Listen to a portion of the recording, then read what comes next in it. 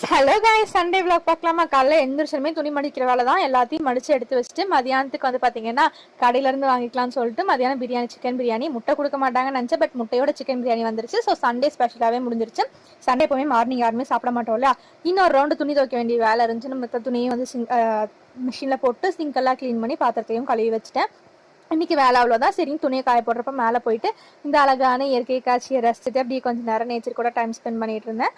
அதுக்கப்புறம் அப்படியே கொண்டு போன துணியெல்லாம் காய போட்டு வந்துட்டேன். மழை பெஞ்சு கிளிப்பு டப்பா ஃபுல்லாக தண்ணி அப்படின்ற மாதிரி தான் இருந்துச்சு. சரின்ட்டு எடுத்து எல்லாத்தையும் காய போட்டுட்டு வேலையெல்லாம் முடிச்சுட்டு கீழே வந்தாச்சு. கீழே வந்ததுக்கு அப்புறம் தான் ஞாபகம் வந்துச்சு, ஐயோ சக்கப்பழம் வாங்கி வச்சிருக்கோம். ஆமா, சரி அதை ஓர்ஸ் பண்ணிடலாம்னு எடுத்து எனக்கு என்ன பண்றதுனே தெரியல, ஏதோ ஒன்று பண்ணி கட் பண்ணி கடைசியா சக்கப்பழத்தை தனியாக எடுத்து வச்சிட்டேன். இதுல ஒரு ரெசிபி வச்சிருக்கேன், அந்த ரெசிபியை நான் உங்களுக்கு அப்புறமா போஸ்ட் பண்றேன். அப்புறம் ஈவினிங் ஸ்நாக்ஸ் சாப்பிடணும் போல இருந்துச்சுன்னு வீட்லயே பானிபூரி சாப்பிட்டு அன்னைக்கு டே முடிஞ்சிச்சு. நைட்டுக்கும் கடையில இருந்து பரோட்டா வாங்கிட்டோம். அடுத்த விளாக்ல பார்க்கலாம்.